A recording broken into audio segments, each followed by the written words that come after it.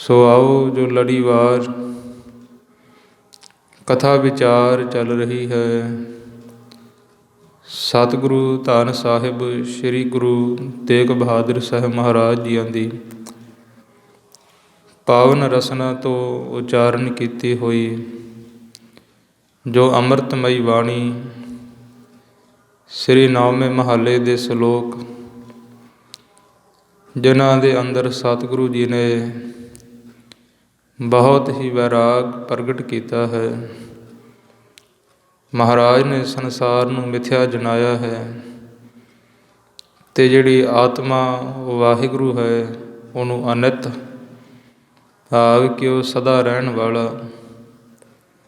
ਮਹਾਰਾਜ ਨੇ ਇਸ ਬਾਣੀ ਅੰਦਰ ਸੰਗਤ ਜੀ ਪਦਾਰਥਾਂ ਨੂੰ ਮਿਥਿਆ ਜਣਾ ਕੇ ਨਾਸਵੰਤ ਦੱਸ ਕੇ ਉਸ ਅਵਿਨਾਸੀ ਵਾਹਿਗੁਰੂ ਦੇ ਨਾਲ ਜੀਵ ਨੂੰ ਜੋੜਨਾ ਕੀਤਾ ਹੈ। ਸੋ ਆਓ ਜਿਸ ਪ੍ਰਕਾਰ ਗੁਰੂ ਸਾਹਿਬ ਜੀ ਅੱਜ ਦੇ ਪਾਵਨ ਸ਼ਬਦ ਦੀ ਬਖਸ਼ਿਸ਼ ਕਰਦੇ ਨੇ, ਜਿੰਨੇ ਵੀ ਸਰੀਰ ਸਤਿਗੁਰੂ ਸਾਹਿਬ ਜੀ ਦੀ ਗੋਦ ਅੰਦਰ ਸਬਾਏ ਮਾਨ ਹੋ, ਸਾਰੇ ਧੰਨ ਸਤਿਗੁਰੂ ਸਾਹਿਬ ਸ੍ਰੀ ਗੁਰੂ ਤੇਗ ਬਹਾਦਰ ਸਾਹਿਬ ਜੀ ਮਹਾਰਾਜ, ਸਤਿਗੁਰੂ ਧੰਨ ਗੁਰੂ ਗ੍ਰੰਥ ਸਾਹਿਬ ਜੀਆਂ ਦੇ ਪਾਵਨ ਚਰਨ ਆਪਣੇ ਹਿਰਦੇ ਵਿੱਚ ਵਸਾਉਂਦਿਆਂ ਹੋਇਆਂ, ਰਸਨਾ ਨੂੰ ਪਵਿੱਤਰ ਕਰਦਿਆਂ ਹੋਇਆਂ ਜੀਵਨ ਦੀ ਕਲਿਆਣ ਹਿੱਤ ਸਾਰੇ ਉਚਾਰਨ ਕਰੋ। ਆਖੋ ਜੀ ਸਤਿਨਾਮ ਸ੍ਰੀ ਵਾਹਿਗੁਰੂ ਸਾਹਿਬ ਜੀਓ। ਸਤਿਨਾਮ ਸ੍ਰੀ ਵਾਹਿਗੁਰੂ ਸਾਹਿਬ ਜੀਓ। ਹਰਖ ਸੋਗ ਜਾ ਕੈ ਨਹੀਂ, ਬੈਰੀ ਮੀਤ ਸਮਾਨ। ਕਹੋ ਨਾਨਕ ਸੁਨ ਰੇ ਮਨਾ, ਮੁਕਤ ਤਾਹੇ ਤੈ ਜਾਨ। ਹਰਖ ਸੋਗ ਜਾ ਕੈ ਨਹੀਂ, ਬੈਰੀ ਮੀਤ ਸਮਾਨ। ਕਹੋ ਨਾਨਕ ਸੁਨ ਰੇ ਮਨਾ, ਮੁਕਤ ਤਾਹੇ ਤੈ ਜਾਨ। ਵਾਹਿਗੁਰੂ ਜੀ ਕਾ ਖਾਲਸਾ, ਵਾਹਿਗੁਰੂ ਜੀ ਕੀ ਫਤਿਹ। ਸਤਿਗੁਰੂ ਸਾਹਿਬ ਜੀ ਧੰਨ ਸ੍ਰੀ ਗੁਰੂ ਤੇਗ ਬਹਾਦਰ ਸਾਹਿਬ ਜੀ, ਸੰਗਤ ਜੀ ਇਸ ਪਾਵਨ ਸ਼ਬਦ ਅੰਦਰ ਵੀ ਜਿਸ ਪ੍ਰਕਾਰ ਕੱਲ੍ਹ ਵਾਲੇ ਸ਼ਬਦ ਵਿੱਚ ਮਹਾਰਾਜ ਨੇ ਜੋ ਜੀਵਨ ਮੁਕਤ ਪੁਰਖ ਹੈ ਉਹਦੀ ਅਵਸਥਾ ਹਜ਼ੂਰ ਨੇ ਦਰਸਾਈ ਸੀ,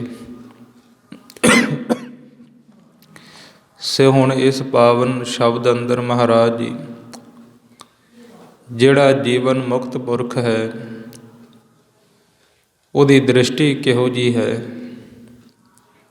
ਮਹਾਰਾਜ ਜੀ ਉਹਦੇ ਲੱਛਣ ਹੋਰ ਵਿਸਥਾਰ ਸਹਿਤ ਵਰਣਨ ਕਰਦੇ ਨੇ। ਹਜ਼ੂਰ ਧੰਨ ਗੁਰੂ ਤੇਗ ਬਹਾਦਰ ਸਾਹਿਬ ਜੀ ਬਖਸ਼ਿਸ਼ ਕਰਦੇ ਨੇ ਸੰਗਤ ਜੀ। ਮਹਾਰਾਜ ਜੀ ਕਹਿੰਦੇ ਜਿਹੜਾ ਭਾਈ ਜੀਵਨ ਮੁਕਤ ਪੁਰਖ ਹੈ ਉਹ ਹਰਖ ਸੋਗ ਜਾ ਕੇ ਨਹੀਂ। ਹਰਖ ਤੋਂ ਭਾਵ ਖੁਸ਼ੀ, ਸੋਗ ਤੋਂ ਭਾਵ ਗਮ, ਕਿ ਜੇਕਰ ਜੀਵਨ ਮੁਕਤ ਪੁਰਖ ਦੇ ਕੋਲ ਕੋਈ ਪਦਾਰਥ ਆ ਗਿਆ, ਕੋਈ ਵਸਤੂ ਆ ਗਈ, ਉਹ ਖੁਸ਼ ਨਹੀਂ ਹੁੰਦਾ, ਕਿਉਂਕਿ ਉਹ ਸਮਝਦਾ ਹੈ ਕਿ ਇਹ ਮੇਰੀ ਪ੍ਰਲਬਧ ਹੈ, ਮੇਰੇ ਕਰਮਾਂ ਦੇ ਵਿੱਚ ਵਾਹਿਗੁਰੂ ਨੇ ਲਿਖੀ ਸੀ, ਇਹ ਮੈਨੂੰ ਪ੍ਰਾਪਤ ਹੋਈ ਹੈ। ਅਤੇ ਜੇਕਰ ਸੰਗਤ ਜੀ ਕੋਈ ਵਸਤੂ ਕੋਲੋਂ ਚਲੀ ਜਾਵੇ ਉਹਦਾ ਗਮ ਨਹੀਂ ਕਰਦਾ, ਉਹ ਮਨ ਵਿੱਚ ਵਿਚਾਰ ਕਰਦਾ ਹੈ ਕਿ ਇਹ ਮੇਰੇ ਪ੍ਰਲਬਧ ਨਹੀਂ ਸੀ, ਇਹ ਮੇਰੀ ਵਸਤੂ ਨਹੀਂ ਸੀ, ਇਹਦਾ ਮੇਰੇ ਨਾਲ ਸੰਬੰਧ ਇੰਨਾ ਸੀ। ਤਾਂ ਕਰਕੇ ਉਹ ਬਸਤ ਵਿਚਾਰ ਦੁਆਰਾ ਸਤਿਗੁਰੂ ਜੀ ਕਹਿੰਦੇ ਆਪਣੀ ਬਿਰਤੀ ਨੂੰ ਇੱਕ ਰਸ ਰੱਖਦਾ ਹੈ। ਹਰ ਇੱਕ ਸੋਗ ਜਾ ਕੇ ਨਹੀਂ। ਮਹਾਰਾਜ ਜੀ ਕਹਿੰਦੇ ਜਿਹਨੂੰ ਨਾ ਖੁਸ਼ੀ ਹੈ ਨਾ ਗਮ ਹੈ, ਦੁੱਖ ਹੈ, ਬੈਰੀ ਮੀਤ ਸਮਾਨ। ਬੈਰੀ ਤੋਂ ਭਾਵ ਕਿ ਜਿਹੜਾ ਸੰਗੀ ਕਿਸੇ ਨਾਲ ਕੋਈ ਵੈਰ ਕਰਦਾ ਹੋਵੇ, ਕਿਸੇ ਨਾਲ ਦਵੈਸ਼ ਕਰਦਾ ਹੋਵੇ, ਭਾਵ ਕਿ ਜਿਹੜਾ ਕੋਈ ਆਪਣੇ ਨਾਲ ਦਵੈਸ਼ ਕਰਦਾ ਹੋਵੇ, ਈਰਖਾ ਕਰਦਾ ਹੋਵੇ, ਅਸੀਂ ਉਹਨੂੰ ਬੈਰੀ ਕਹਿੰਦੇ ਹਾਂ। ਅਤੇ ਮੀਤ ਜਿਹੜਾ ਸਾਡੇ ਨਾਲ ਸਨੇਹ ਕਰਨ ਵਾਲਾ।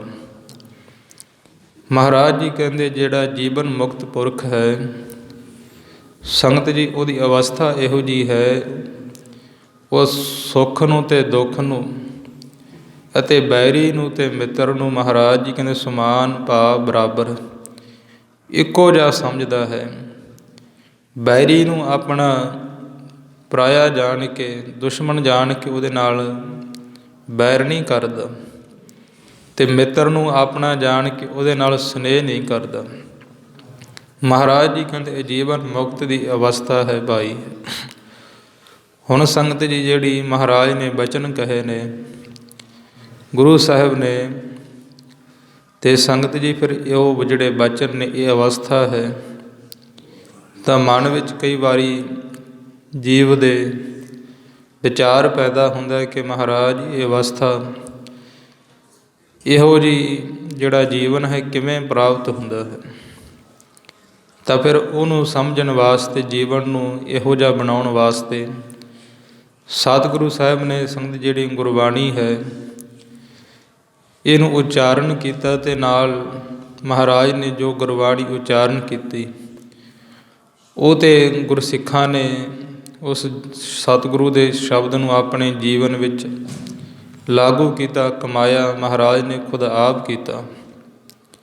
ਸਤਿਗੁਰੂ ਜਿਹੜੇ ਧੰਨ ਸ੍ਰੀ ਗੁਰੂ ਤੇਗ ਬਹਾਦਰ ਸਾਹਿਬ ਜੀ ਸੰਗਤ ਜੀ ਇਹ ਬਚਨ ਕਥਨ ਕਰ ਰਹੇ ਨੇ, ਉਹ ਮਹਾਰਾਜ ਦੇ ਗੁਰਸਿੱਖਾਂ ਦੇ ਇਹੋ ਜਿਹਾ ਜੀਵਨ ਸੀ।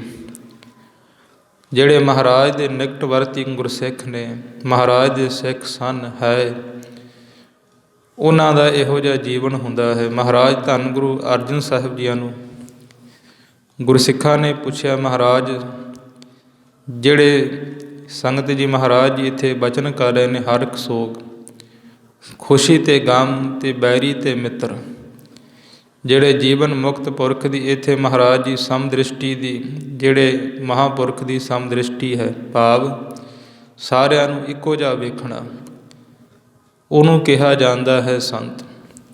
ਤਾਂ ਮਹਾਰਾਜ ਗੁਰੂ ਅਰਜਨ ਸਾਹਿਬ ਨੂੰ ਵੀ ਗੁਰਸਿੱਖਾਂ ਨੇ ਇੱਕ ਵਾਰੀ ਬੇਨਤੀ ਕੀਤੀ ਸੀ ਕਿ ਮਹਾਰਾਜ ਦੱਸਣਾ ਕਰੋ ਸਮਦ੍ਰਿਸ਼ਟੀ ਕਿਹਨਾਂ ਦੀ ਹੈ। ਮਹਾਰਾਜ ਜੀ ਕਹਿੰਦੇ ਸਹਿਨਸ਼ੀਲ ਸੰਤੰ ਸਾਮ ਮਿੱਤਰ ਦੁਰਜਨ ਹੈ, ਕਿ ਗੁਰਸਿੱਖੋ ਜਿਹੜੇ ਸੰਤ ਹੁੰਦੇ ਨੇ ਉਹਨਾਂ ਦੀ ਜਿਹੜੀ ਬਿਰਤੀ ਹੁੰਦੀ ਹੈ ਉਹ ਸਮਦ੍ਰਿਸ਼ਟੀ ਹੁੰਦੀ ਹੈ, ਭਾਵ ਕਿ ਉਹ ਸਾਰਿਆਂ ਦੇ ਵਿੱਚ ਵਾਹਿਗੁਰੂ ਨੂੰ ਜਾਣਦੇ ਨੇ, ਤਾਂ ਤੇ ਉਹ ਕਿਸੇ ਨਾਲ ਵੈਰ ਨਹੀਂ ਕਰਦੇ। ਉਹਨਾਂ ਨੇ ਸਤਿਗੁਰੂ ਦੇ ਬਚਨ ਸੰਗਤ ਜੀ ਆਪਣੇ ਹਿਰਦੇ ਵਿੱਚ ਵਸਾਏ ਹੁੰਦੇ ਨੇ।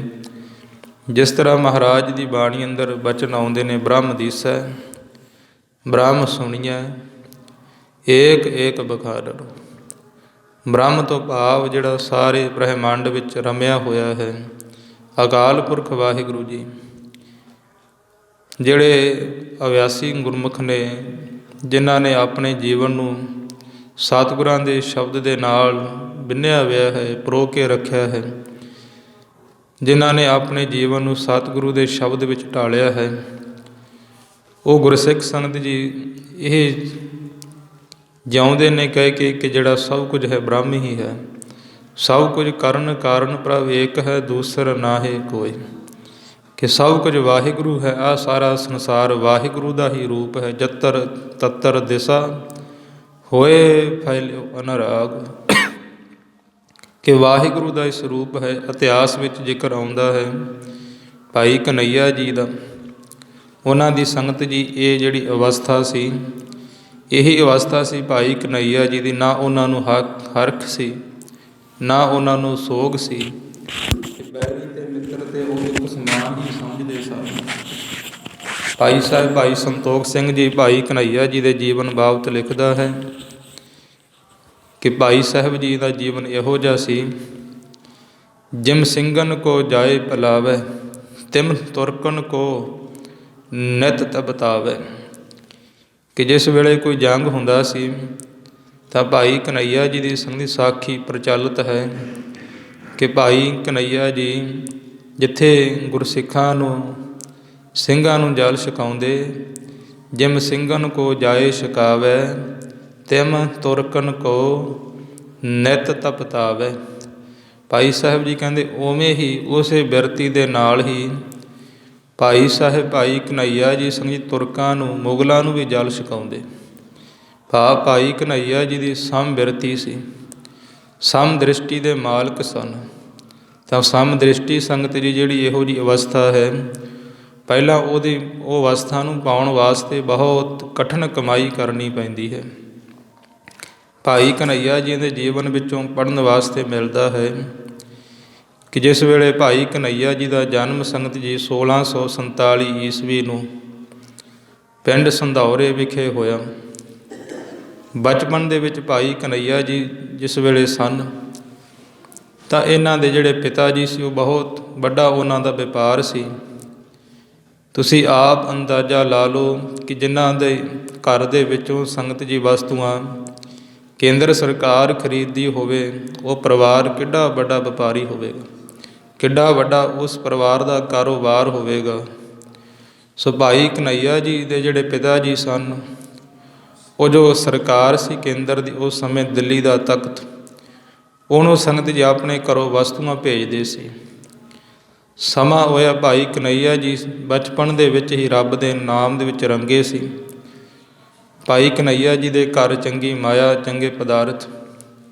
ਛੋਟੇ ਹੁੰਦੇ ਭਾਈ ਕਨ੍ਹੱਈਆ ਜੀ ਸੰਗਤ ਜੀ ਬਚਪਨ ਦੇ ਵਿੱਚ ਘਰੋਂ ਪਦਾਰਥ ਲੈ ਕੇ ਆਪਣੇ ਸਾਥੀਆਂ ਨੂੰ ਵੰਡ ਦੇਣੇ, ਜੇਬ ਵਿੱਚ ਮਾਇਆ ਲੈ ਲੈਣੀ, ਲੋੜਵੰਦਾਂ ਨੂੰ ਦੇ ਦੇਣਾ।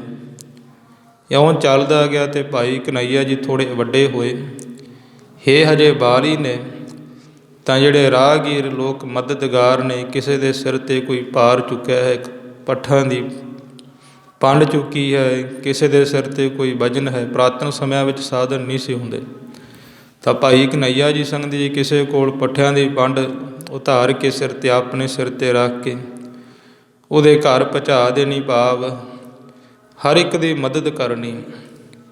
ਤਾਂ ਮਾਤਾ ਨੇ ਸੰਗਤ ਜੀ ਭਾਈ ਕਨ੍ਹੱਈਆ ਜੀ ਨੂੰ ਸਮਝਾਉਣਾ ਕਿ ਪੁੱਤਰ, ਜਿਹੜਾ ਆਪਣਾ ਪਰਿਵਾਰ ਹੈ, ਆਪਣਾ ਖਾਨਦਾਨ ਚੰਗਾ ਹੈ, ਆਪਣੇ ਵੇਖ ਕਿੰਨੇ ਨੌਕਰ ਚਾਕਰ ਬੂਹੇ 'ਤੇ ਕੰਮ ਕਰਦੇ ਨੇ, ਆਪਣਾ ਬਹੁਤ ਵੱਡਾ ਕਾਰੋਬਾਰ ਹੈ, ਤੇਰੇ ਲਈ ਇਹ ਕੰਮ ਸੌਂਦਾ ਨਹੀਂ, ਕਿਉਂਕਿ ਤੇਰੇ ਪਿਤਾ ਜੀ ਗੁੱਸੇ ਹੁੰਦੇ ਨੇ ਤੈਨੂੰ ਇੱਦਾਂ ਵੇਖ ਕੇ। ਤਾਂ ਉਸ ਵੇਲੇ ਸੰਗਤ ਜੀ ਭਾਈ ਕਨ੍ਹੱਈਆ ਜੀ ਨੇ ਆਪਣੀ ਮਾਤਾ ਨੂੰ ਕਹਿਣਾ ਕਿ ਮਾਤਾ, ਤੂੰ ਮੈਨੂੰ ਪਾਗਲ ਸਮਝ ਲੈ। ਜਿਹੜੇ ਪਾਗਲ ਬੱਚੇ ਹੁੰਦੇ ਨੇ ਉਹ ਇੱਦਾਂ ਹੀ ਕਰਦੇ ਨੇ, ਕਿਉਂਕਿ ਜਿਹੜੇ ਸੰਸਾਰੀ ਲੋਕ ਨੇ ਉਹਨਾਂ ਨੇ ਹਮੇਸ਼ਾ ਜਿਹੜੇ ਮਹਾਂਪੁਰਖ ਨੇ, ਰੱਬ ਦੇ ਪਿਆਰੇ, ਉਹਨਾਂ ਨੂੰ ਪਾਗਲ ਹੀ ਸਮਝਿਆ ਹੈ। ਖੁਦ ਧੰਨ ਗੁਰੂ ਨਾਨਕ ਸਾਹਿਬ ਨੂੰ ਵੀ ਲੋਕਾਂ ਨੇ ਪਾਗਲ ਕਹਿ ਦਿੱਤਾ ਸੀ। ਮਹਾਰਾਜ ਜੀ ਆਪਣੇ ਵਚਨਾਂ ਵਿੱਚ ਆਪਣੀ ਬਾਣੀ ਅੰਦਰ ਦੱਸਦੇ ਨੇ ਕਿ ਕੋਈ ਕਹੈ ਭੂਤਨਾ, ਕੋ ਕਹੈ ਬੈਦਾਲਾ, ਨਾਨਕ ਵਿਚਾਰਾ ਭਇਆ ਦੀਵਾਨਾ। ਜਿਸ ਵੇਲੇ ਗੁਰੂ ਸਾਹਿਬ ਜੀ ਸੇਵਿਆਂ ਵਿੱਚ ਜਾ ਕੇ ਰਾਤ ਕੱਟਦੇ, ਕਿਸੇ ਨੇ ਕਹਿਣਾ ਕਿ ਗੁਰੂ ਨਾਨਕ ਨੂੰ ਤੇ ਭੂਤ ਚੰਬੜੇ ਨੇ, ਇਹ ਭੂਤ ਹੈ। ਜਿਸ ਵੇਲੇ ਮਹਾਰਾਜ ਨੇ ਸੰਗਤ ਜੀ ਘਰੋਂ ਬਾਹਰ ਤਿਆਗ ਕੇ ਮਹਾਰਾਜ ਜੀ ਲੋਕਾਈ ਦੇ ਭਲੇ ਵਾਸਤੇ ਉਦਾਸੀਆਂ ਕੀਤੀਆਂ, ਕਿਸੇ ਨੇ ਕਹਿ ਦਿੱਤਾ ਕਿ ਗੁਰੂ ਨਾਨਕ ਸਾਹਿਬ ਜੀ ਤੇ ਪਾਗਲ ਹੋ ਗਏ, ਭਾਵ ਜਿਹੋ ਜਿਹੀ ਕਿਸੇ ਦੀ ਬੁੱਧੀ ਸੀ ਉਹੋ ਜਿਹਾ ਮਹਾਰਾਜ ਨੂੰ ਸੰਬੋਧਨ ਕੀਤਾ। ਸੋ ਇਸ ਪ੍ਰਕਾਰ ਭਾਈ ਕਨ੍ਹੱਈਆ ਜੀ ਕਹਿਣ ਲੱਗੇ, ਮਾਤਾ, ਜੇ ਲੋਕ ਮੈਨੂੰ ਕਮਲ ਕਹਿੰਦੇ ਨੇ, ਪਾਗਲ ਕਹਿੰਦੇ ਨੇ, ਕਹੀ ਜਾਣੇ। ਪਰ ਸੰਗਤ ਜੀ ਸਮਾਂ ਹੋਇਆ, ਕਿਉਂਕਿ ਭਾਈ ਕਨ੍ਹੱਈਆ ਜੀ ਦਾ ਜਿਹੜਾ ਕੇਂਦਰ ਸੀ, ਜਿਹੜਾ ਧਿਆਨ ਸੀ, ਉਹ ਕਿਤੇ ਹੋਰ ਸੀ ਕਿ ਰੱਬ ਦੇ ਨਾਮ ਵੱਲ ਭਾਈ ਕਨ੍ਹੱਈਆ ਜੀ ਦੌੜਦੇ ਸਨ। ਤਾਂ ਇੱਕ ਦਿਨ ਭਾਈ ਕਨ੍ਹੱਈਆ ਜੀ ਨੇ ਭਾਈ ਨਨੂਆ ਜੀ ਧੰਨ ਗੁਰੂ ਤੇਗ ਬਹਾਦਰ ਸਾਹਿਬ ਮਹਾਰਾਜ ਦੇ ਗੁਰਸਿੱਖ ਹੋਏ, ਉਹਨਾਂ ਤੋਂ ਇੱਕ ਮਹਾਰਾਜ ਜੀ ਦਾ ਸ਼ਬਦ ਸੁਣਿਆ, ਕੋਈ ਜਨ ਹਰਿ ਸਿਉ ਦੇਵੈ ਜੋਰ, ਚਰਨ ਕਹੋ ਬਕੋ ਸੁਭ ਰਸਨਾ ਦੀਜਹਿ ਪ੍ਰਾਨ ਅਕੋਰ। ਇਸ ਜਿਸ ਵੇਲੇ ਸ਼ਬਦ ਸੁਣਿਆ ਤੇ ਭਾਈ ਕਨ੍ਹੱਈਆ ਜੀ ਦੇ ਹਿਰਦੇ ਵਿੱਚ ਵਸ ਗਿਆ। ਭਾਈ ਸਾਹਿਬ ਭਾਈ ਕਨ੍ਹੱਈਆ ਜੀ ਹਰ ਵੇਲੇ ਜੇ ਉੱਠਦੇ ਬਹਿੰਦੇ ਸੁੱਤੇ ਜਾਗਦੇ ਹਰ ਵੇਲੇ ਇਹੀ ਸ਼ਬਦ ਨੂੰ ਜਪੀ ਜਾਂਦੇ, ਇਹਦਾ ਅਭਿਆਸ ਕਰੀ ਜਾਂਦੇ। ਕੋਈ ਜਨ ਹਰਿ ਸਿਉ ਦੇਵੈ ਜੋਰ, ਕੋਈ ਜਨ ਹਰਿ ਸਿਉ ਦੇਵੈ ਜੋਰ। ਅਵਸਥਾ ਇਹੋ ਜਿਹੀ ਬਣ ਗਈ ਗੁਰਮੁਖਾਂ ਵਾਲੀ, ਸਤਿਗੁਰੂ ਦੇ ਸ਼ਬਦ ਨੇ ਹਿਰਦੇ ਵਿੱਚ ਘਰ ਕਰ ਲਿਆ। ਤਾਂ ਕਿਸੇ ਰੱਬ ਰੰਗੇ ਮਹਾਂਪੁਰਖ ਦੀ ਭਾਲ ਦੇ ਵਿੱਚ ਭਾਈ ਕਨ੍ਹੱਈਆ ਜੀ ਸੰਗਤ ਦੀ ਚੱਲ ਪਏ। ਕਿਸੇ ਨੇ ਦੱਸਿਆ ਕਿ ਕੋਈ ਰੱਬ ਦਾ ਪਿਆਰਾ ਲਾਹੌਰ ਦੇ ਵਿੱਚ ਵੱਸਦਾ ਹੈ, ਕਨ੍ਹੱਈਏ ਜਾ ਕੇ ਉਹਨੂੰ ਮਿਲ ਲੈ, ਉਹ ਤੈਨੂੰ ਖੁਦਾ ਵਾਹਿਗੁਰੂ ਦੇ ਨਾਲ ਮਿਲਾ ਦੇਵੇਗਾ। ਤਾਂ ਸੰਗਤ ਦੀ ਰੱਬ ਦੀ ਭਾਲ ਵਿੱਚ ਭਾਈ ਕਨ੍ਹੱਈਆ ਜੀ ਜਿਸ ਵੇਲੇ ਲਾਹੌਰ ਚਲੇ ਗਏ, ਹਜੇ ਲਾਹੌਰ ਹੀ ਗਏ ਸਨ, ਪਿੱਛੋਂ ਸੁਨੇਹਾ ਆ ਗਿਆ ਕਿ ਭਾਈ ਕਨ੍ਹੱਈਆ ਜੀ ਤੁਹਾਡੇ ਪਿਤਾ ਜੀ ਅਕਾਲ ਚਲਾਣਾ ਕਰ ਗਏ। ਤਾਂ ਉਸ ਵੇਲੇ ਸੰਗਤ ਜੀ ਭਾਈ ਕਨ੍ਹੱਈਆ ਜੀ ਦੁਬਾਰਾ ਫਿਰ ਆਪਣੇ ਘਰ ਆਏ। ਭਾਈ ਕਨ੍ਹੱਈਆ ਜੀ ਦੇ ਜਿਹੜੇ ਦੂਸਰੇ ਭੈਣ ਭਰਾ ਸਨ ਉਹ ਛੋਟੇ ਸੀ, ਭਾਈ ਕਨ੍ਹੱਈਆ ਜੀ ਵੱਡੇ ਸੀ। ਅਤੇ ਹੁਣ ਤੁਹਾਨੂੰ ਪਤਾ ਹੈ ਜਿਸ ਵੇਲੇ ਕਿ ਕਿਸੇ ਦਾ ਪਿਤਾ ਚੜ੍ਹਾਈ ਕਰ ਜਾਵੇ ਤਾਂ ਜਿਹੜਾ ਪਰਿਵਾਰ ਦੇ ਵਿੱਚੋਂ ਬੱਚਾ ਵੱਡਾ ਹੁੰਦਾ ਹੈ, ਫਿਰ ਸਾਰੀਆਂ ਪਰਿਵਾਰ ਦੀਆਂ ਜ਼ਿੰਮੇਵਾਰੀਆਂ ਉਹਦੇ ਮੋਢਿਆਂ 'ਤੇ ਆ ਪੈਂਦੀਆਂ ਨੇ। ਇਸ ਪ੍ਰਕਾਰ ਸੰਬੰਧੀਆਂ ਨੇ ਜਿਹੜੀਆਂ ਜ਼ਿੰਮੇਵਾਰੀਆਂ ਸਨ ਭਾਈ ਕਨ੍ਹੱਈਆ ਜੀ ਨੂੰ ਦੇ ਦਿੱਤੀਆਂ। ਹੁਣ ਜਿਹੜੇ ਰੱਬ ਦੇ ਪਿਆਰੇ ਹੁੰਦੇ ਨੇ, ਮਹਾਰਾਜ ਜੀ ਕਹਿੰਦੇ ਕਿਨਹੀ ਬਾਂਝਿਆ ਕਾਂਸੀ ਤਾਂਬਾ, ਕਿਨਹੀ ਲੌਂਗ ਸੁਪਾਰੀ, ਸੰਤੋ ਬਾਂਝਿਆ ਨਾਮ ਗੋਬਿੰਦ ਕਾ, ਹਰ ਕੇ ਨਾਮ ਕੇ ਵਪਾਰੀ। ਕਿ ਰੱਬ ਦੇ ਪਿਆਰੇ ਸੰਗਤ ਨਾ ਤਾਂ ਸੋਨੇ ਦਾ ਨਾ ਚਾਂਦੀ ਦਾ ਪਦਾਰਥਾਂ ਦਾ ਵਣਜ ਨਹੀਂ ਕਰਦੇ, ਉਹ ਤਾਂ ਨਾਮ ਦਾ ਵਪਾਰੀ ਕਰਦੇ ਨੇ। ਭਾਈ ਕਨ੍ਹੱਈਆ ਜੀ ਨੇ ਕੁਝ ਸਮਾਂ ਤਾਂ ਸੰਗਤ ਪਿਤਾ ਵਾਲਾ ਕਾਰੋਬਾਰ ਚਲਾਇਆ, ਫਿਰ ਕੀ ਹੋਇਆ, ਆਪਣੇ ਭੈਣ ਭਾਈਆਂ ਨੂੰ ਕਾਰੋਬਾਰ ਸਮਾ ਕੇ ਭਾਈ ਕਨ੍ਹੱਈਆ ਜੀ ਵਣਾਂ ਦੇ ਵਿੱਚ ਜੰਗਲਾਂ ਵਿੱਚ ਚਲੇ ਗਏ। ਉੱਥੇ ਗੁਰੂ ਗੁਰੂ ਜਪਣ ਲੱਗ ਪਏ। ਫਿਰ ਉੱਥੇ ਇੱਕ ਦਿਨ ਕਿਸੇ ਗੁਰਮੁਖ ਪਿਆਰੇ ਸਤਿਗੁਰੂ ਧੰਨ ਗੁਰੂ ਤੇਗ ਬਹਾਦਰ ਸਾਹਿਬ ਜੀ ਦੇ ਪਿਆਰੇ ਦਾ ਮਿਲਾਪ ਹੋਇਆ। ਉਹਦੇ ਕੋਲ ਭਾਈ ਕਨ੍ਹੱਈਆ ਜੀ ਨੇ ਆਪਣੀ ਬੇਦਨ ਦੱਸੀ ਕਿ ਮੈਂ ਰੱਬ ਨੂੰ ਖੁਦਾ ਵਾਹਿਗੁਰੂ ਨੂੰ ਮਿਲਣਾ ਹੈ, ਮੇਰੇ ਮਨ ਵਿੱਚ ਪ੍ਰਮਾਤਮਾ ਨੂੰ ਮਿਲਣ ਦੀ ਤਾਂਘ ਹੈ। ਉਹ ਪਿਆਰੇ ਨੇ ਦੱਸਿਆ ਕਿ ਇਹ ਗੁਰਮੁਖਾ, ਜਿੱਥੇ ਰੱਬ ਵੱਸਦਾ ਹੈ ਤੂੰ ਉਹ ਸੰਸਾਰ ਨੂੰ ਤੇ ਛੱਡ ਕੇ ਆਇਆ ਹੈ, ਗੋਬਿੰਦ ਤੇ ਲੋਕਾਂ ਵਿੱਚ ਵੱਸਦਾ ਹੈ। ਤੇਰੀ ਤੇ ਉਹ ਅਵਸਥਾ ਹੋਈ ਪਈ ਹੈ ਜਿਵੇਂ ਰਾਖ ਦੇ ਵਿੱਚ ਸਵਾਹ ਵਿੱਚ ਸੋਨਾ ਪਿਆ ਹੋਵੇ, ਜਿਹੜਾ ਮੂਰਖ ਹੈ ਵਿੱਚੇ ਸਵਾਹ ਤੇ ਵਿੱਚੇ ਸੋਨਾ ਸੁੱਟ ਦਿੰਦਾ, ਪਰ ਜਿਹੜਾ ਸੰਗਤ ਜੀ ਸਿਆਣਾ ਵਿਅਕਤੀ ਹੁੰਦਾ ਉਹ ਸੋਨੇ ਨੂੰ ਕੱਢ ਲੈਂਦਾ, ਸਵਾਹ ਨੂੰ ਸੁੱਟ ਦਿੰਦਾ ਹੈ। ਭਾਵ ਕਿ ਉਹਨੂੰ ਸਮਝਾਇਆ ਕਿ ਭਾਈ ਤੇਰੇ ਹਿਰਦੇ ਵਿੱਚ ਵਾਹਿਗੁਰੂ ਨੇ ਉਹ ਬੀਜ ਪਾਇਆ ਹੈ ਜਿਹਦੇ ਨਾਲ ਤੈਨੂੰ ਵਾਹਿਗੁਰੂ ਦੇ ਦਰਸ਼ਨ ਹੋਣੇ ਨੇ, ਪਰ ਤੈਨੂੰ ਚਾਹੀਦਾ ਕਿ ਉਹ ਬੀਜ ਨੂੰ ਸਿੰਚਣ ਵਾਸਤੇ ਸੇਵਾ ਅਤੇ ਸਿਮਰਨ ਦਾ ਜਲ ਲਾ। ਤਾਂ ਉਸ ਵੇਲੇ ਸੰਗਤ ਜੀ ਭਾਈ ਕਨ੍ਹੱਈਆ ਜੀ ਕਹਿਣ ਲੱਗੇ ਕਿ ਉਹ ਸੇਵਾ ਅਤੇ ਸਿਮਰਨ ਦਾ ਜਲ ਮੈਨੂੰ ਕਿੱਥੋਂ ਪ੍ਰਾਪਤ ਹੋਵੇ। ਤਾਂ ਉਸ ਵੇਲੇ ਉਹ ਗੁਰਸਿੱਖ ਨੇ ਕਿਹਾ ਕਿ ਉਹ ਤਾਂ ਜਿਹੜਾ ਰਮਤਾ ਰਾਮ ਵਾਹਿਗੁਰੂ ਹੈ ਉਹ ਸੰਸਾਰ ਵਿੱਚ ਵਿਆਪਕ ਹੈ, ਹਰ ਇੱਕ ਥਾਂ 'ਤੇ ਵਾਹਿਗੁਰੂ ਵੱਸਦਾ ਹੈ, ਪਰ ਸਤਿਗੁਰੂ ਇਸ ਵੇਲੇ ਕਲਯੁਗ ਦੇ ਅਵਤਾਰ ਧੰਨ ਸ੍ਰੀ ਗੁਰੂ ਨਾਨਕ ਸਾਹਿਬ ਜੀ ਮਹਾਰਾਜ ਦੇ 9ਵੇਂ ਸਰੂਪ ਸ੍ਰੀ ਗੁਰੂ ਤੇਗ ਬਹਾਦਰ ਸਾਹਿਬ ਜੀ ਮਹਾਰਾਜ ਸ੍ਰੀ ਅਨੰਦਪੁਰ ਸਾਹਿਬ ਦੀ ਧਰਤੀ ਨੂੰ ਭਾਗ ਲਾ ਰਹੇ ਨੇ, ਜੀਵਾਂ ਦਾ ਹੀ ਕਲਿਆਣ ਕਰ ਰਹੇ ਨੇ, ਜੁਗਿਆਸੂਆਂ ਨੂੰ ਬ੍ਰਹਮ ਗਿਆਨ ਦੀ ਦਾਤ ਬਖਸ਼ ਰਹੇ ਨੇ, ਜਾ ਕੇ ਉਹਨਾਂ ਦੇ ਦਰਸ਼ਨ ਕਰ ਲੈ।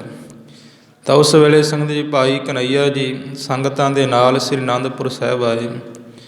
ਜਿਸ ਵੇਲੇ ਭਾਈ ਕਨ੍ਹੱਈਆ ਜੀ ਸ੍ਰੀ ਅਨੰਦਪੁਰ ਸਾਹਿਬ ਆਏ ਨੇ, ਆ ਕੇ ਮਹਾਰਾਜ ਦੇ ਦਰਸ਼ਨ ਕੀਤੇ, ਹਜ਼ੂਰ ਧੰਨ ਗੁਰੂ ਤੇਗ ਬਹਾਦਰ ਸਾਹਿਬ ਨੇ ਉਸ ਵੇਲੇ ਭਾਈ ਕਨ੍ਹੱਈਆ ਜੀ ਨੂੰ ਸੰਗਤ ਜੀ ਕਸਵੱਟੀ ਲਾਉਣੀ ਚਾਹੀ, ਕਿਉਂਕਿ ਮਹਾਰਾਜ ਦੇ ਬਚਨ ਨੇ ਕਿ ਜਿਹੜੀ ਰਾਮ ਦੀ ਕਸਵੱਟੀ ਹੈ ਸੰਗਤ ਜੀ, ਇਹਦੇ ਕੋਈ ਗੁਰਮੁਖ ਪਿਆਰਾ ਹੀ 100 ਚੋਂ ਇੱਕ ਹੀ ਪਾਸ ਹੁੰਦਾ ਹੈ।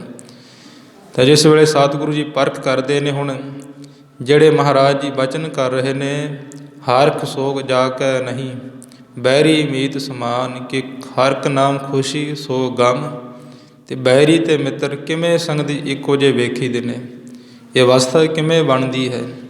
ਹੁਣ ਭਾਈ ਕਨ੍ਹੱਈਆ ਜੀ ਦੀ ਕਸਵੱਟੀ ਸ਼ੁਰੂ ਹੋਈ, ਮਹਾਰਾਜ ਜੀ ਪਰਖਣ ਲੱਗਦੇ ਨੇ।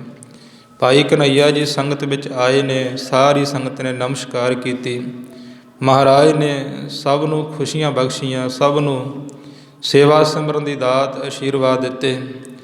ਭਾਈ ਕਨ੍ਹੱਈਆ ਜੀ ਨੇ ਮਹਾਰਾਜ ਦੇ ਚਰਨਾਂ 'ਚ ਬੇਨਤੀ ਕੀਤੀ, ਮਹਾਰਾਜ ਮੈਂ ਆਪ ਜੀ ਦੇ ਦਰਸ਼ਨ ਕਰਕੇ ਆਪ ਜੀ ਦੇ ਦਰ 'ਤੇ ਸੇਵਾ ਕਰਨੀ ਚਾਹੁੰਦਾ ਹਾਂ। ਤਾਂ ਮਹਾਰਾਜ ਨੇ ਕਿਹਾ, ਭਾਈ ਗੁਰਸਿੱਖਾ, ਗੁਰੂ ਨਾਨਕ ਦਾ ਦਰ ਸੇਵਾ ਅਤੇ ਸਿਮਰਨ ਵਾਸਤੇ ਹੈ। ਉਸ ਵੇਲੇ ਸੰਗਤ ਮਹਾਰਾਜ ਜੀ ਪਰਖਣ ਲੱਗਦੇ ਨੇ ਧੰਨ ਗੁਰੂ ਤੇਗ ਬਹਾਦਰ ਸਾਹਿਬ ਜੀ। ਸੱਚੇ ਪਾਤਸ਼ਾਹ ਜੀ ਕਹਿੰਦੇ, ਭਾਈ ਸਾਹਿਬ, ਭਾਈ ਕਨ੍ਹਈਆ ਜੀ, ਜਲ ਲੈ ਕੇ ਆਓ, ਇੱਕ ਘੜਾ ਭਰ ਕੇ ਜਲ ਦਾ। ਤਾਂ ਸੰਗਤ ਜੀ ਭਾਈ ਕਨ੍ਹਈਆ ਜੀ ਜਲ ਦਾ ਮਹਾਰਾਜ ਦਾ ਹੁਕਮ ਪਾ ਕੇ ਘੜਾ ਲੈ ਕੇ ਆਏ। ਆ ਕੇ ਮਹਾਰਾਜ ਦੇ ਚਰਨਾਂ 'ਚ ਰੱਖਿਆ। ਧੰਨ ਸ੍ਰੀ ਗੁਰੂ ਤੇਗ ਬਹਾਦਰ ਸਾਹਿਬ ਜੀ ਨੇ ਥੋੜ੍ਹੇ ਜਿਹੇ ਜਲ ਦੇ ਘੜੇ ਵਿੱਚੋਂ ਲੈ ਕੇ ਆਪਣੇ ਨੇਤਰਾਂ ਵਿੱਚ ਛਿੱਟੇ ਮਾਰੇ। ਆਪਣੇ ਨੇਤਰ ਮਹਾਰਾਜ ਨੇ ਸਾਫ਼ ਕਰਕੇ ਬਾਕੀ ਸਾਰਾ ਜਲ ਡੋਲ ਦਿੱਤਾ। ਭਾਈ ਕਨ੍ਹਈਆ ਜੀ ਨੂੰ ਹੁਕਮ ਕੀਤਾ, ਭਾਈ ਕਨ੍ਹਈਆ ਜੀ ਦੁਬਾਰੇ ਜਲ ਲੈ ਕੇ ਆਓ। ਮਹਾਰਾਜ ਨੂੰ ਨਮਸਕਾਰ ਕਰਕੇ ਸੰਗਤ ਜੀ ਭਾਈ ਕਨ੍ਹਈਆ ਜੀ ਬੜੀ ਭਾਵਨਾ ਦੇ ਨਾਲ ਦੁਬਾਰਾ ਫੇਰ ਜਲ ਲੈ ਕੇ ਆਏ। ਹਜ਼ੂਰ ਧੰਨ ਗੁਰੂ ਤੇਗ ਬਹਾਦਰ ਸਾਹਿਬ ਮਹਾਰਾਜ ਨੇ ਫਿਰ ਆਪਣੇ ਸੰਗਤ ਜੀ ਪਾਵਨ ਹੱਥ ਅਤੇ ਪੈਰ ਧੋ ਕਰਕੇ ਦੁਬਾਰੇ ਫਿਰ ਘੜੇ ਨੂੰ ਡੋਲ ਦਿੱਤਾ। ਤੀਸਰੇ ਵਾਰ ਮਹਾਰਾਜ ਨੇ ਫਿਰ ਹੁਕਮ ਕੀਤਾ ਕਿ ਕਨ੍ਹਈਆ ਜੀ ਦੁਬਾਰੇ ਜਲ ਲੈ ਕੇ ਆਓ। ਭਾਈ ਕਨ੍ਹਈਆ ਜੀ ਸ੍ਰੀ ਗੁਰੂ ਤੇਗ ਬਹਾਦਰ ਸਾਹਿਬ ਦਾ ਹੁਕਮ ਮੰਨ ਕੇ ਜਲ ਲੈ ਕੇ ਆਏ। ਮਹਾਰਾਜ ਨੇ ਥੋੜ੍ਹਾ ਜਲ ਛਕਿਆ, ਫਿਰ ਡੋਲ ਦਿੱਤਾ। ਇਉਂ ਸੰਗਤ 3 ਮਹੀਨੇ ਜਿਸ ਵੇਲੇ ਚੱਲੀ ਗਿਆ, ਮਹਾਰਾਜ ਜੀ ਹੁਕਮ ਕਰਦੇ ਰਹੇ। ਭਾਈ ਕਨ੍ਹਈਆ ਜੀ ਬਾਬਾ ਲਹਿਣਾ ਜੀਆਂ ਵਾਂਗੂ ਬੜੀ ਭਾਵਨਾ ਦੇ ਨਾਲ ਸੇਵਾ ਕਰਦੇ ਰਹੇ। ਮਨ ਵਿੱਚ ਸ਼ੰਕਾ ਨਾ ਆਈ। ਜਿਸ ਵੇਲੇ 3 ਮਹੀਨੇ ਪੂਰੇ ਹੋਏ, ਭਾਈ ਕਨ੍ਹਈਆ ਜੀ ਜਲ ਦਾ ਘੜਾ ਲੈ ਕੇ ਆਏ ਨੇ।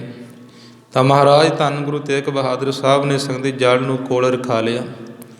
ਜਿਸ ਵੇਲੇ ਕੋਲ ਰਖਾਇਆ ਤੇ ਮਹਾਰਾਜ ਸੱਚੇ ਪਾਤਸ਼ਾਹ ਨੇ ਫਿਰ ਐਸੀ ਕਿਰਪਾ ਕੀਤੀ, ਭਾਈ ਕਨ੍ਹਈਆ ਜੀ ਵੱਲ ਮਿਹਰ ਦੀ ਨਜ਼ਰ ਕੀਤੀ। ਕਿਰਪਾ ਕਟਾਖਿ ਅਵਲੋਕਨ ਕੀਨੋ, ਦਾਸ ਕਾ ਦੁਖ ਬਦਾਰੇ। ਅੰਮ੍ਰਿਤ ਭਰੇ ਮਿਹਰ ਭਰੇ ਐਸੀ ਦ੍ਰਿਸ਼ਟੀ ਮਾਰੀ ਮਹਾਰਾਜ ਨੇ ਭਾਈ ਕਨ੍ਹਈਆ ਜੀ ਵੱਲ ਕਿ ਭਾਈ ਕਨ੍ਹਈਆ ਜੀ ਦਾ ਮਨ ਤੇ ਚਿੱਤ ਤੇ ਦੇਹ ਸੰਗਤ ਸ਼ਾਂਤ ਹੋ ਗਈ। ਭਾਈ ਕਨ੍ਹਈਆ ਜੀ ਦੀ ਐਸੀ ਅਵਸਥਾ ਬਣ ਗਈ, ਮਹਾਰਾਜ ਦੇ ਦ੍ਰਿਸ਼ਟੀ ਪੈਣ ਦੇ ਨਾਲ ਬ੍ਰਹਮ ਦੀਸੈ ਬ੍ਰਹਮ ਸੁਣੀਆਂ ਏਕ ਏਕ ਬਖਾਨਨੋ, ਕਿ ਸਾਰੇ ਪਾਸੇ ਵਾਹਿਗੁਰੂ ਹੀ ਨਜ਼ਰ ਆਉਣ ਲੱਗ ਪਿਆ। ਜੱਤਰ ਤੱਤਰ ਦਿਸਾ ਹੋਏ ਫੈਲਿਓ ਨਰਾਗ। ਸਾਰਿਆਂ ਦੇ ਵਿੱਚ ਧੰਨ ਗੁਰੂ ਤੇਗ ਬਹਾਦਰ ਸਾਹਿਬ ਮਹਾਰਾਜ ਦਾ ਸਰੂਪ ਦਿਸਣ ਲੱਗ ਪਿਆ। ਜਿਸ ਵੇਲੇ ਸਤਿਗੁਰੂਆਂ ਦਾ ਦੀਦਾਰ ਭਾਸਣ ਲੱਗ ਪਿਆ, ਤਾਂ ਉਸ ਵੇਲੇ ਸੰਗਤ ਚਰਨਾਂ 'ਤੇ ਭਾਈ ਕਨ੍ਹਈਆ ਜੀ ਟਹਿ ਪਏ। ਮਹਾਰਾਜ ਜੀ ਕਹਿਣ ਲੱਗੇ, ਧੰਨ ਗੁਰੂ ਤੇਗ ਬਹਾਦਰ ਸਾਹਿਬ ਕੇ ਗੁਰਸਿੱਖਾ, ਤੇਰੀ ਸੇਵਾ ਨੂੰ ਫਲ ਲੱਗਿਆ ਹੈ। ਜਾ ਕੇ ਅੱਗੇ ਹੋਰਾਂ ਨੂੰ ਵੀ ਸੇਵਾ ਕਰਨ ਦੀ ਜਾਂਚ ਦੱਸ। ਹੋਰਾਂ ਦੀ ਵੀ ਗੁਰੂ ਨਾਨਕ ਦੇ ਦਰ ਤੋਂ ਨਾਲ ਜੋੜ ਕਰਕੇ ਉਹਨਾਂ ਨੂੰ ਜੀਵਨ ਮੁਕਤੀ ਦੀ ਦਾਤ ਬਖਸ਼ਣਾ ਕਰ। ਤਾਂ ਉਸ ਵੇਲੇ ਸੰਗਤ ਜੀ ਭਾਈ ਕਨ੍ਹਈਆ ਜੀ ਨੇ ਮਹਾਰਾਜ ਦੇ ਚਰਨਾਂ ਨੂੰ ਪਕੜ ਲਿਆ। ਬੇਨਤੀ ਕਰਨ ਲੱਗਿਆ, ਮਹਾਰਾਜ ਚਿਤ ਚਰਨ ਕਮਲ ਕਾ ਆਸਰਾ, ਚਿਤ ਚਰਨ ਕਮਲ ਕੀ ਮੌਜ। ਮਹਾਰਾਜ ਮੈਂ ਆਪ ਜੀ ਦੇ ਚਰਨ ਕਮਲਾਂ ਤੋਂ ਬਿਨਾਂ ਦੂਰ ਨਹੀਂ ਜਾ ਸਕਦਾ। ਆਪ ਜੀ ਦੇ ਚਰਨ ਕਮਲ ਹੀ ਮੇਰੀ ਮੁਕਤੀ ਨੇ ਮਹਾਰਾਜ। ਤਾਂ ਉਸ ਵੇਲੇ ਸੰਗਤ ਜੀ ਮਹਾਰਾਜ ਨੇ ਉਪਦੇਸ਼ ਬਖਸ਼ ਕੀਤਾ ਧੰਨ ਸ੍ਰੀ ਗੁਰੂ ਤੇਗ ਬਹਾਦਰ ਸਾਹਿਬ ਨੇ ਕਿ ਭਾਈ ਪੁਰਖਾ, ਕਿ ਗੁਰੂ ਵਿਵੇਕ ਦੀ ਨਿਆਈ, ਗੁਰੂ ਗਿਆਨ ਹੈ। ਜਿੱਥੇ ਕਿਤੇ ਤੂੰ ਗਿਆਨ ਦੇ ਸਹਿਤ ਕਰਮ ਕਰੇਗਾ, ਤੂੰ ਸਾਡੇ ਪਾਸ ਹੀ ਹੋਵੇਂਗਾ। ਤਾਂ ਸੰਗਤ ਜੀ ਭਾਈ ਸਾਹਿਬ ਜੀ ਸਤਿਗੁਰਾਂ ਦਾ ਹੁਕਮ ਮੰਨ ਕੇ ਫਿਰ ਅਟਕ ਚਲੇ ਗਏ। ਜਿਸ ਵੇਲੇ ਅਟਕ ਪਿੰਡ ਚਲੇ ਗਏ, ਉੱਥੇ ਮਹਾਰਾਜ ਭਾਈ ਕਨ੍ਹਈਆ ਜੀ ਨੇ ਮਹਾਰਾਜ ਦੀ ਗੁਰਸਿੱਖੀ ਦਾ ਬਹੁਤ ਪ੍ਰਚਾਰ ਕੀਤਾ। ਫਿਰ ਇੱਧਰ ਔਰੰਗਜ਼ੇਬ ਨੇ ਜਿਸ ਵੇਲੇ ਸੰਗਤ ਜੀ ਭਾਰਤ ਵਰਸ਼ ਦੇ ਹਿੰਦੂਆਂ 'ਤੇ ਬਹੁਤ ਅਤਿਆਚਾਰ ਕਰ ਰਹੇ ਸਨ, ਸੱਚੇ ਪਾਤਸ਼ਾਹ ਜੀ ਨੇ ਆਪਣਾ 5 ਭੂਤਿਕ ਸਰੀਰ ਧੰਨ ਗੁਰੂ ਤੇਗ ਬਹਾਦਰ ਸਾਹਿਬ ਜੀ ਨੇ ਇਸ ਭਾਰਤ ਵਰਸ਼ ਦੇ ਵਾਸਤੇ, ਹਿੰਦੂ ਧਰਮ ਦੇ ਵਾਸਤੇ, ਸਨਾਤਨੀਆਂ ਦੇ ਵਾਸਤੇ ਆਪਣਾ ਬਲੀਦਾਨ ਦਿੱਤਾ। ਤਾਂ ਭਾਈ ਕਨ੍ਹਈਆ ਜੀ ਨੂੰ ਪਤਾ ਲੱਗਿਆ ਕਿ ਮਹਾਰਾਜ ਜੀ ਠੀਕਰ ਫੋਰ ਦਲੀਸਰ ਪ੍ਰਾਪੁਰ ਕੀਆ ਪਿਆਨ, ਤੇਗ ਬਹਾਦਰ ਕੇ ਚਲਤ ਭਇਓ ਜਗਤ ਕੋ ਸੋਗ, ਹੈ ਸਭ ਜਗ ਬਇਓ ਜੈ ਜੈ ਜੈ ਸੁਰਲੋਕ। ਕਿ ਮਹਾਰਾਜ ਜੀ ਪ੍ਰਾਪੁਰ ਗੁਰਪੁਰੀ ਸਦਾਰ ਗਏ। ਤਾਂ ਉਸ ਵੇਲੇ ਸੰਗਤ ਜੀ ਰਾਮ ਵਿਯੋਗੀ ਨਾ ਜੀਆ, ਜੀਏ ਤਾਂ ਬਾਉਰਾ ਹੋਏ। ਆਪਣੇ ਪਿਆਰੇ ਦੇ ਵਿਛੋੜੇ ਦੇ ਅੰਦਰ ਦੁੱਖ ਦੇ ਵਿੱਚ ਭਾਈ ਸਾਹਿਬ ਭਾਈ ਕਨ੍ਹਈਆ ਜੀ ਸ੍ਰੀ ਅਨੰਦਪੁਰ ਸਾਹਿਬ ਆਏ। ਸਤਿਗੁਰੂ ਧੰਨ ਗੁਰੂ ਗੋਬਿੰਦ ਸਿੰਘ ਸਾਹਿਬ ਮਹਾਰਾਜ ਨੂੰ ਗੁਰਤਾ ਗੱਦੀ ਮਿਲ ਗਈ। ਤਾਂ ਭਾਈ ਕਨ੍ਹਈਆ ਜੀ ਨੇ ਮਨ ਬਣਾ ਲਿਆ ਕਿ ਅੱਜ ਤੋਂ ਬਾਅਦ ਸਤਿਗੁਰਾਂ ਦਾ ਦਰ ਛੱਡ ਕੇ ਕਿਤੇ ਨਹੀਂ ਜਾਣਾ। ਤਾਂ ਭਾਈ ਕਨ੍ਹਈਆ ਜੀ ਸੰਗਤ ਜੀ ਫਿਰ ਸਤਿਗੁਰੂ ਧੰਨ ਗੁਰੂ ਗੋਬਿੰਦ ਸਿੰਘ ਸਾਹਿਬ ਦੇ ਬੂਹੇ 'ਤੇ ਸ੍ਰੀ ਅਨੰਦਪੁਰ ਸਾਹਿਬ ਵੀ ਸੇਵਾ ਕਰਦੇ ਰਹੇ। ਲੰਗਰਾਂ ਦੇ ਵਿੱਚ ਜਲ ਦੀ ਸੇਵਾ, ਇੱਕ ਦਿਨ ਇਹੋ ਜਿਹਾ ਸਮਾਂ ਆਇਆ, ਮਹਾਰਾਜ ਦਾ ਤੁਰਕਾਂ ਦੇ ਨਾਲ ਧੰਨ ਗੁਰੂ ਗੋਬਿੰਦ ਸਿੰਘ ਸਾਹਿਬ ਜੀ ਦਾ ਯੁੱਧ ਹੋਇਆ। ਮਹਾਰਾਜ ਦੀ ਜਿਹੜੀ ਫੌਜ ਸੀ, ਧੰਨ ਗੁਰੂ ਗੋਬਿੰਦ ਸਿੰਘ ਸਾਹਿਬ ਜੀ ਆਂਦੀ ਉਹ ਸੰਗਤ ਜੀ ਮੁਗਲਾਂ ਨੂੰ ਮਾਰ ਰਹੀ ਸੀ ਬੜੇ ਕਠਨ ਦੇ ਨਾਲ। ਤਾਂ ਭਾਈ ਕਨ੍ਹਈਆ ਜੀ ਦੀ ਜੰਗ ਵਿੱਚ ਸੇਵਾ ਲੱਗੀ ਸੀ ਕਿ ਭਾਈ ਕਨ੍ਹਈਆ ਜੀ ਨੇ ਸਿੰਘਾਂ ਨੂੰ ਜਲ ਛਕਾਉਣਾ ਹੈ। ਤਾਂ ਹੁਣ ਮਹਾਰਾਜ ਸੱਚੇ ਪਾਤਸ਼ਾਹ ਜੀ ਧੰਨ ਗੁਰੂ ਤੇਗ ਬਹਾਦਰ ਸਾਹਿਬ ਦੇ ਕੋਲ ਭਾਈ ਕਨ੍ਹਈਆ ਜੀ ਨੂੰ ਸਮਦ੍ਰਿਸ਼ਟੀ ਮਿਲੀ ਸੀ। ਤਾਂ ਜਿੱਥੇ ਸੰਗਤ ਜੀ ਭਾਈ ਕਨ੍ਹਈਆ ਜੀ ਸਿੰਘਾਂ ਨੂੰ ਜਲ ਛਕਾਉਂਦੇ, ਭਾਈ ਸੰਤੋਖ ਸਿੰਘ ਜੀ ਕਹਿੰਦੇ, ਜਿਮ ਸਿੰਘਨ ਕੋ ਜਾਏ ਛਕਾਵੈ, ਜਿਸ ਤਰ੍ਹਾਂ ਸਿੰਘਾਂ ਨੂੰ ਜਲ ਛਕਾਉਂਦੇ ਤਿਮ ਤੁਰਕਨ ਕੋ ਨਿਤ ਤਿਪਤਾਵੈ, ਇਸੇ ਪ੍ਰਕਾਰ ਹੀ ਤੁਰਕਾਂ ਨੂੰ ਛਕਾਈ ਜਾਣ। ਤਾਂ ਕੋਈ ਸੰਗਤ ਜੀ ਗੁਰੂ ਘਰ ਵਿੱਚ ਆਪੇ ਪ੍ਰਧਾਨ ਵੀ ਹੁੰਦੇ ਨੇ, ਉਹਨਾਂ ਨੇ ਆ ਕੇ ਸਤਿਗੁਰਾਂ ਦੇ ਕੋਲ ਸ਼ਿਕਾਇਤ ਕੀਤੀ, ਮਹਾਰਾਜ ਧੰਨ ਗੁਰੂ ਗੋਬਿੰਦ ਸਿੰਘ ਸਾਹਿਬ ਜੀ ਵੇਖੋ ਆਪਣੇ ਵਿੱਚ ਇੱਕ ਲੂਣ ਹਰਾਮ ਵਿਅਕਤੀ ਪੈਦਾ ਹੋ ਗਿਆ। ਮਹਾਰਾਜ ਜੀ ਕਹਿਣ ਲੱਗੇ, ਕੌਣ ਭਾਈ? ਕਹਿਣ ਲੱਗੇ, ਕਨ੍ਹਈਆ ਨਾਮ ਦਾ ਜਿਹੜਾ ਸਿੱਖ ਹੈ, ਜਿਹੜਾ ਵੱਡੇ ਸਤਿਗੁਰੂ ਧੰਨ ਗੁਰੂ ਤੇਗ ਬਹਾਦਰ ਸਾਹਿਬ ਮਹਾਰਾਜ ਦਾ ਸਿੱਖ ਹੁੰਦਾ ਹੈ, ਮਹਾਰਾਜ ਉਹ ਸਾਡੇ ਨਾਲ ਦਗਾ ਕਰ ਗਿਆ। ਅਸੀਂ ਤੁਰਕਾਂ ਨੂੰ ਬੜੇ ਕਠਨ ਦੇ ਨਾਲ ਮਹਾਰਾਜ ਬੜੇ ਮਸਕਤ ਦੇ ਨਾਲ ਖਤਮ ਕਰਦੇ, ਉਹਨਾਂ ਨੂੰ ਮਾਰਦੇ ਹਾਂ, ਅਤੇ ਕਨ੍ਹਈਆ ਉਹਨਾਂ ਨੂੰ ਜਲ ਛਕਾ ਕੇ ਦੁਬਾਰੇ ਫੇਰ ਸਾਡੇ ਲੜਨ ਵਾਸਤੇ ਤਿਆਰ ਕਰ ਦਿੰਦਾ ਹੈ। ਤਾਂ ਉਸ ਵੇਲੇ ਸਤਿਗੁਰੂ ਧੰਨ ਗੁਰੂ ਗੋਬਿੰਦ ਸਿੰਘ ਸਾਹਿਬ ਨੇ ਸੰਗਤ ਜੀ ਭਾਈ ਕਨ੍ਹਈਆ ਜੀ ਨੂੰ ਆਪਣੇ ਕੋਲ ਬੁਲਾਇਆ ਕਿ ਭਾਈ ਕਨ੍ਹਈਆ ਜੀ, ਤੁਹਾਡੀ ਗੁਰਸਿੱਖਾਂ ਨੇ ਸ਼ਿਕਾਇਤ ਕੀਤੀ ਹੈ ਕਿ ਤੁਸੀਂ ਤੁਰਕਾਂ ਨੂੰ ਵੀ ਜਲ ਛਕਾਉਂਦੇ ਹੋ।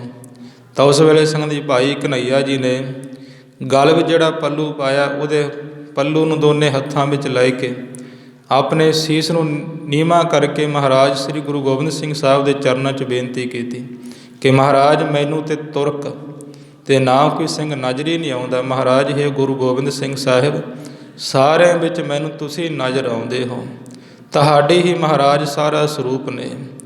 ਤਾਂ ਜਿਸ ਵੇਲੇ ਮਹਾਰਾਜ ਨੇ ਬਚਨ ਸੁਣੇ ਤਾਂ ਗੁਰੂ ਗੋਬਿੰਦ ਸਿੰਘ ਸਾਹਿਬ ਜੀ ਸੰਗਤ ਫਿਰ ਬਹੁਤ ਪ੍ਰਸੰਨ ਹੋਏ। ਮਹਾਰਾਜ ਜੀ ਕਹਿੰਦੇ, ਗੁਰਸਿੱਖਾ ਪਹਿਲਾਂ ਸਾਡੇ ਗੁਰੂ ਪਿਤਾ ਨੇ ਤੇਰੀ ਜਲ ਦੀ ਸੇਵਾ ਲਾਈ, ਅੱਜ ਅਸੀਂ ਤੈਨੂੰ ਮਲਮ ਅਤੇ ਪੱਟੀ ਵੀ ਬਖਸ਼ਦੇ ਹਾਂ, ਜਾ ਇਹ ਵੀ ਜਾ ਕੇ ਸੇਵਾ ਨਿਭਾ। ਫਿਰ ਸੰਗਤ ਜੀ ਭਾਈ ਕਨ੍ਹਈਆ ਜੀ ਨੇ ਮਲਮ ਅਤੇ ਪੱਟੀ ਦੀ ਸੇਵਾ ਵੀ ਕੀਤੀ। ਫਿਰ ਜਿਸ ਵੇਲੇ ਧੰਨ ਸ੍ਰੀ ਗੁਰੂ ਗੁਰੂ ਗੋਬਿੰਦ ਸਿੰਘ ਸਾਹਿਬ ਸੀ ਅਨੰਦਪੁਰ ਸਾਹਿਬ ਛੱਡਿਆ, ਉਸ ਵੇਲੇ ਭਾਈ ਕਨ੍ਹਈਆ ਜੀ ਅਨੰਦਪੁਰ ਸਾਹਿਬ ਛੱਡ ਕੇ ਢੇੜ ਪਿੰਡ ਆ ਕੇ ਭਾਈ ਕਨ੍ਹਈਆ ਜੀ ਬਿਰਾਜੇ। ਸੋ ਇਸ ਪ੍ਰਕਾਰ ਸੰਗਤ ਦੀ ਜਿਹੜੀ ਇਹੋ ਜਿਹੀ ਅਵਸਥਾ ਹੈ ਸਮਦ੍ਰਿਸ਼ਟੀ ਦੀ, ਉਹ ਬੜੀ ਹੀ ਮੁਸ਼ਕਲ ਦੇ ਨਾਲ, ਬੜੀ ਕਠਿਨ ਸੇਵਾ ਦੇ ਨਾਲ ਪ੍ਰਾਪਤ ਹੁੰਦੀ ਹੈ। ਕਿੰਨੀ ਸੇਵਾ ਕੀਤੀ ਭਾਈ ਕਨ੍ਹਈਆ ਜੀ ਨੇ, 3 ਮਹੀਨੇ ਸਤਿਗੁਰਾਂ ਕੋਲ ਜਲ ਦੀ ਸੇਵਾ ਕੀਤੀ। ਫਿਰ ਤੁਰਕਾਂ ਨੂੰ ਅਤੇ ਸਿੰਘਾਂ ਨੂੰ ਜੰਗ ਦੇ ਵਿੱਚ ਜਲ ਛਕਾਇਆ। ਤਾਂ ਤੇ ਮਹਾਰਾਜ ਜੀ ਕਹਿੰਦੇ, ਭਾਈ ਜਿਹੜੀ ਅਵਸਥਾ ਹੈ ਇਹ ਸਤਿਗੁਰਾਂ ਦੇ ਕੋਲੋਂ ਹੀ ਪ੍ਰਾਪਤ ਹੁੰਦੀ ਹੈ। ਮਹਾਰਾਜ ਜੀ ਇੱਥੇ ਉਪਦੇਸ਼ ਦਿੰਦੇ ਨੇ, ਉਸਤਤ ਨਿੰਦਿਆ ਨਾਹੇ ਜਿਹੇ ਕੰਚਨ ਲੋਹ ਸਮਾਨ, ਕਿ ਭਾਈ ਇਹੋ ਜਿਹੇ ਗੁਰਮੁਖ ਭਾਈ ਕਨ੍ਹਈਆ ਜੀ ਵਰਗੇ ਹਰਖ ਸੋਗ ਜਾ ਕੇ ਨਹੀਂ, ਬੈਰੀ ਮੀਤ ਸਮਾਨ। ਨਾ ਤਾਂ ਉਹਨਾਂ ਨੂੰ ਖੁਸ਼ੀ ਹੁੰਦੀ ਹੈ, ਨਾ ਸੋਗ ਹੁੰਦਾ ਹੈ, ਨਾ ਉਹਨਾਂ ਦੀ ਨਿਗਾਹ ਵਿੱਚ ਕੋਈ ਬੈਰੀ ਹੈ ਅਤੇ ਨਾ ਮਿੱਤਰ ਹੈ। ਸਾਰੇ ਇੱਕ ਹੀ ਸਮਾਨ ਨੇ, ਬ੍ਰਹਮ ਦੀਸੈ ਬ੍ਰਹਮ ਸੁਣੀਐ। ਸਾਰੇ ਗੁਰੂ ਨਾਨਕ ਦਾ ਹੀ ਸਰੂਪ ਆਸਦੇ ਨੇ। ਅੱਗੇ ਗੁਰੂ ਸਾਹਿਬ ਜੀ ਫਰਮਾਉਂਦੇ ਨੇ, ਕਹੋ ਨਾਨਕ ਸੁਨ ਰੇ ਮਨਾ, ਮੁਕਤ ਤਾਹੇ ਤੈ ਜਾਨ। ਸਤਿਗੁਰੂ ਧੰਨ ਗੁਰੂ ਤੇਗ ਬਹਾਦਰ ਸਾਹਿਬ ਜੀ ਬਚਨ ਕਰਦੇ ਨੇ ਕਿ ਹੇ ਮੇਰੇ ਮਨਾ, ਜਿਹੜੇ ਇਹੋ ਜਿਹੇ ਗੁਰਸਿੱਖ ਨੇ ਜਿਹੜੇ ਸਾਰਿਆਂ ਦੇ ਵਿੱਚ ਵਾਹਿਗੁਰੂ ਨੂੰ ਵੇਖਦੇ ਨੇ, ਸਭ ਮਹਿ ਜੋਤ ਜੋਤ ਹੈ ਸੋਏ, ਤਿਸ ਦਾ ਚਾਨਣ ਸਭ ਮਹਿ ਚਾਨਣ ਹੋਏ। ਗੁਰੂ ਸਾਹਿਬ ਜੀ ਕਹਿੰਦੇ, ਕਹੋ ਨਾਨਕ ਸੁਨ ਰੇ ਮਨਾ, ਹੇ ਮੇਰੇ ਮਨਾ ਸੁਣ ਨਾ ਕਰ, ਮੁਕਤ ਤਾਹੇ ਤੈ ਜਾਨ। ਕਿ ਉਹ ਤੇ ਭਾਈ ਜੀਵਨ ਮੁਕਤ ਨੇ, ਉਹ ਪੁਰਖ ਤੇ ਮੁਕਤ ਨੇ। ਮਹਾਰਾਜ ਸੱਚੇ ਪਾਤਸ਼ਾਹ ਜੀ ਕਹਿੰਦੇ। ਸੋ ਸੰਗਤ ਜੀ ਇੱਥੇ ਸ਼ਬਦ ਦੀ ਸਮਾਪਤੀ ਹੈ। ਗੁਰੂ ਸਾਹਿਬ ਜੀ ਕਿਰਪਾ ਕਰਨ, ਜਿਹੜੇ ਮਹਾਰਾਜ ਨੇ ਵਚਨ ਬਖਸ਼ ਕੀਤੇ ਨੇ, ਇਹ ਸਭ ਦੇ ਹਿਰਦੇ ਦੇ ਵਿੱਚ ਵਸਣ।